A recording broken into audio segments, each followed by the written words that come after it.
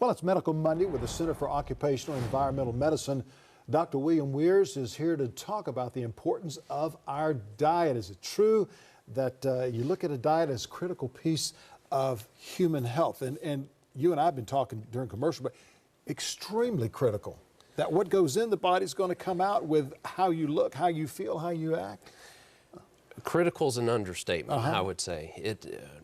I try to explain to people, food is not just calories. I think I grew up thinking that calories in, calories out, that's all that really matters. But food is information for the body. It's information. It literally determines our gene expression. So what you eat is a huge part of whether you're going to be healthy and resilient to disease or you're going to manifest a disease. How do you exactly address someone's diet? And a diet, for those people that think, well, I'm going on a weight loss diet, I'm going on a low-carb diet, a diet is just basically the type of food that you eat on a normal basis. It might not even be a weight loss diet. Exactly. You may have a donut diet, and that's a diet of donuts. It's a bad diet, but unless you have one only once in a while, which is good.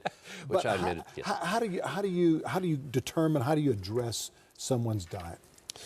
In our office, we ask everyone to fill out a dietary history, and we ask people to be honest, and we ask people to be as thorough as they can possibly be. And what we're looking for is patterns. We're also looking for, even if the person is eating a healthy diet, one thing that surprises a lot of people is you can be intolerant or sensitive even to a healthy food. I've even had a patient allergic to organic asparagus, so it literally can be anything.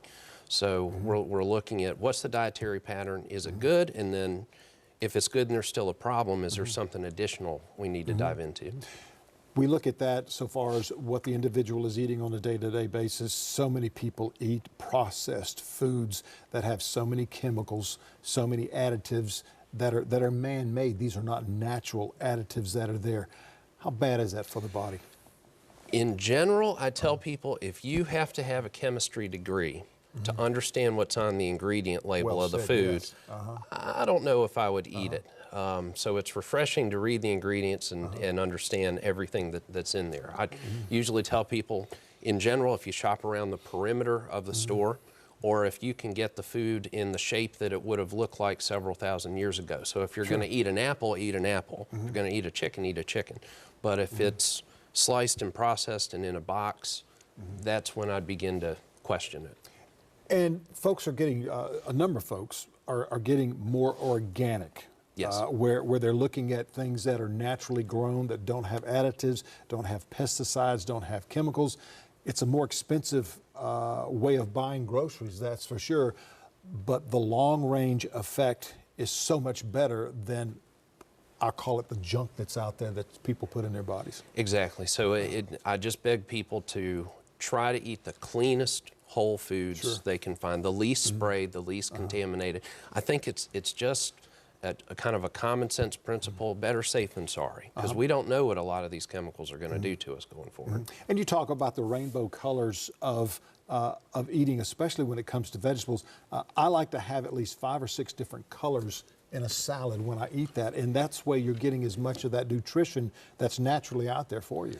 I tell people, make a game out of it. Try to get as many colors of the rainbow in vegetables, not Skittles, as you can, because they're finding the different colors. So the purple in a cabbage, the red in an onion, the orange in a carrot. These are all polyphenols and flavonoids that have very, almost vitamin-like effects in the body that we're just beginning to discover. So the more of them you can get in a blend, the better. We're out of time. Quickly, how do you determine a food intolerance? The easiest way, I'll ask the person to eliminate that food group for a period of time, and then maybe challenge it back in later and be just cognizant, is something happening? And people will discover some amazing things. Absolutely. Doctor, thank you so much for being here with us. Thank you. We've got more coming up after the break, so stay with us.